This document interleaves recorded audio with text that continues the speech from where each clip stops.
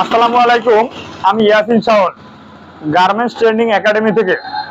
আজকে আমি আলোচনা করব কিভাবে আপনারা যারা নতুন অপারেটর হিসাবে ফ্যাক্টরিতে জয়েন করেন তারা কিভাবে আপনাদের রিপোর্টিং যে বস থাকে তাদেরকে ডিল করবেন।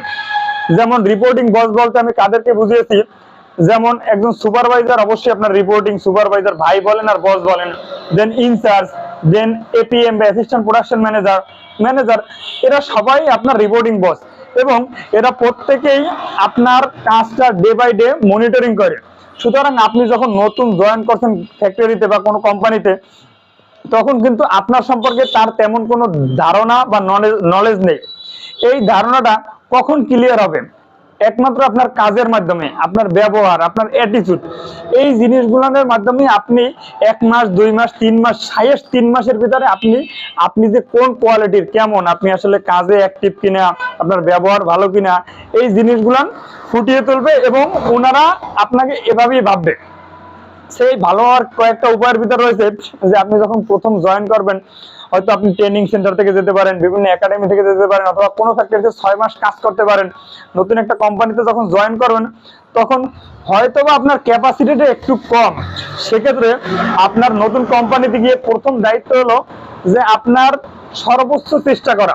8 ঘন্টা ডিউটি থাক, 10 ঘন্টা ডিউটি থাক, আপনি যে প্রসেসেই কাজ করেন না কেন, ওই প্রসেসেই আপনি আপনার সর্বোচ্চ চেষ্টা করবেন টার্গেটটা এবং কোয়ালিটি মিট করার জন্য। তাহলে প্রথম অবস্থাতেই ওই লাইনের সুপারভাইজার, কন্ট্রোলার বা ইনচার্জ, তাদের আপনার প্রতি একটা পজিটিভ চিন্তা আসবে। এরপরে ব্যবহার, কাজের পরে আসে আপনার ব্যবহার। অবশ্যই আপনার কোনো সমস্যা হলে তাদের সাথে সুন্দরভাবে, পোলাইটলি, নম্রভাবে, যে বস, ভাই, স্যার, আমার এই সমস্যা, প্লিজ আমাকে হেল্প করেন। দেন তখনও আপনার প্রতি একটা পজিটিভ ধারণা আসবে যে না, ওর ব্যবহারও ভালো। কাজে কোনো সমস্যা হলে, কোনো কিছু বুঝতে অসুবিধা হলে সুন্দরভাবে বলেন, বস, স্যার, আমি এই জিনিসটা বুঝি না, যদি আমাকে বুঝিয়ে দেন।